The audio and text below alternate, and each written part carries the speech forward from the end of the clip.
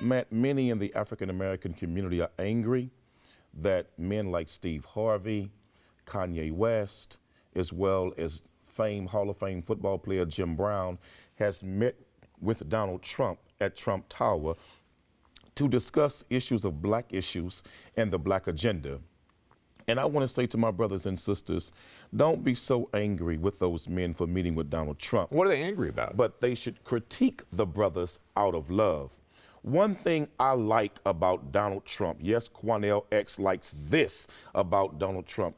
He's a white man that is not smiling in the faces of black people, pretending like he likes us. We know exactly what we're dealing with. And we got too many liberals and those who are conservative who pretend to like black people and don't give a damn about us behind our back. At least with Donald Trump, we know what we're dealing with. And the mistake that Steve Harvey made, if they made one at all, Jim Brown and Kanye West, don't go by yourself to meet with Donald Trump about a black agenda. These secret meetings one-on-one with men like Donald Trump, we got to stop that. What was the meeting about, though? We don't even know what the meeting was about. But what has to happen is there should be a delegation of the most intelligent black leaders to meet with a man like Donald Trump. Well, so that way everything that is said is on the record. Don't be caught meet with him by yourself. Then that's what people become concerned about. Look, if you're genuine in your agenda about black people to a man like Donald Trump. Here's what we know about these black men that want to remain famous and want to remain thugs, okay? That's very, very important. They got to be perceived a particular way.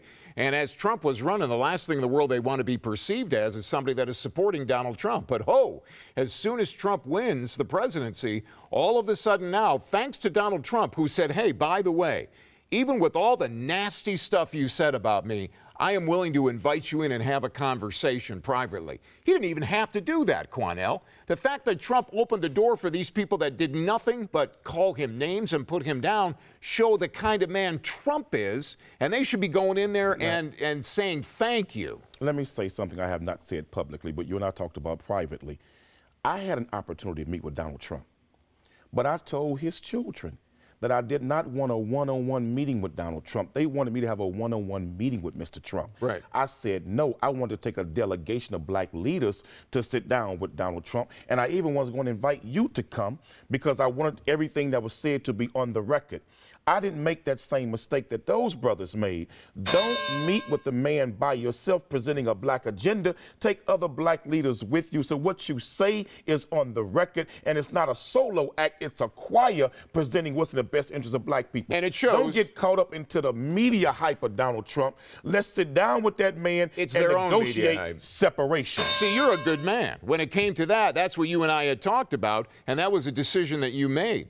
But these people, all they're trying to do is save their butts. They just want to do what's right for them. They don't really care about other black individuals. They care about themselves personally. But Matt, with Donald Trump, it's time that we as black people sit down with a man like him and let's stop talking about the illusion of inclusion in America and let's talk about what it takes to separate and give black people reparations. Maybe the only two people that'll be able to pull that off will be you and me someday.